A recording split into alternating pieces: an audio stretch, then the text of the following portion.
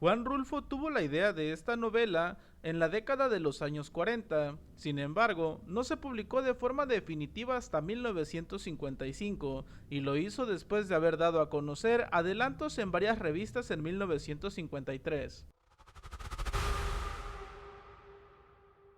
La historia de Pedro Páramo no supera las 150 páginas, de ahí que esté catalogada entre las novelas más cortas de todos los tiempos. Eso sí, la primera versión que el autor hizo de esta novela tiene el doble de páginas que la versión definitiva.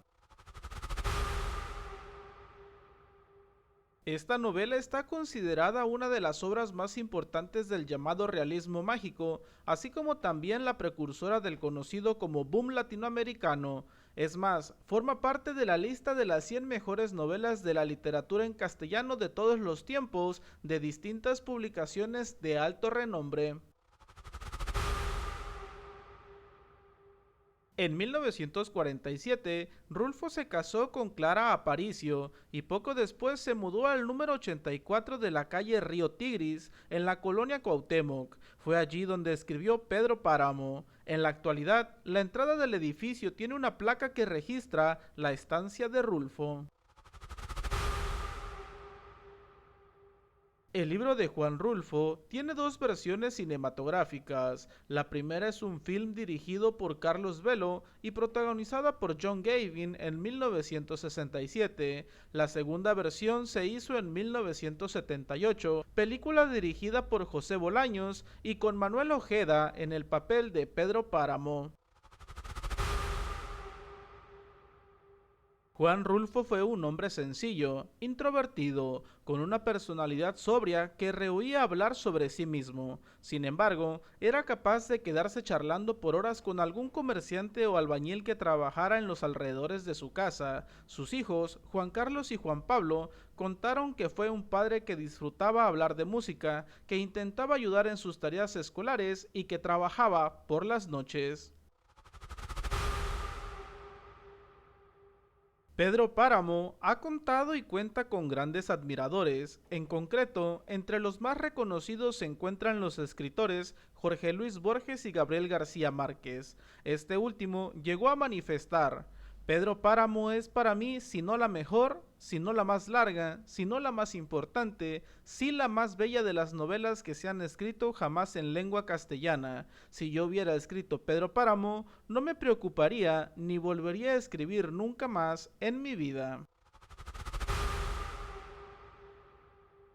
Esta es la primera y única novela de Juan Rulfo, además de la segunda obra que publicó tras El Llano en Llamas en 1953. Con la publicación de aquella, logró convertirse en un autor de referencia no solo en México, sino también a nivel internacional. Eso sí, también contó con férreos detractores. Para muchos expertos en la literatura, el inicio de esta novela es uno de los más brillantes de todos los tiempos. Los dos temas más significativos en torno a los cuales gira la historia son la vida y la muerte. Además, ha sido traducida a más de 30 idiomas diferentes, entre los que se encuentran el hebreo, el finés, el persa, el hindi e incluso el náhuatl. Rulfo nunca consideró a la escritura como un trabajo profesional. Escribía por gusto mientras se ganaba la vida como funcionario en gobernación o como vendedor de llantas.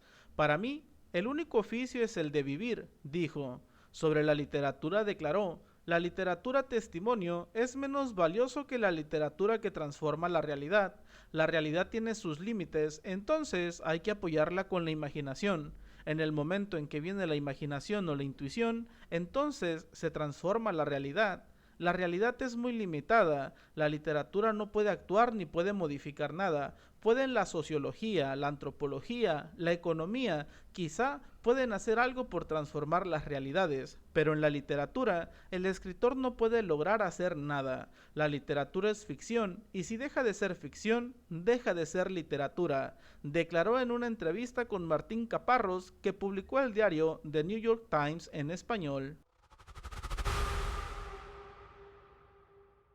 Rulfo también trabajó en cine, escribió argumentos y guiones cinematográficos, participó en un total de 37 películas como adaptador, guionista o basadas en su obra y abarcó toda clase de estilos, formas de producción y épocas. El escritor también se dedicó a la fotografía, dejó un legado de más de 6.000 negativos y publicó un libro con una selección de 100 fotografías. Autodidacta y armado de una cámara Rolleiflex, las primeras fotos de Rulfo, paisajes de su Jalisco natal, aparecen en 1938 bajo distintas firmas. Durante mucho tiempo, el trabajo fotográfico de Rulfo fue interpretado como una correlación de su obra literaria, como una fuente para las descripciones geográficas de sus narraciones. Sin embargo, él declaró en algunas oportunidades que no tenían nada que ver entre sí.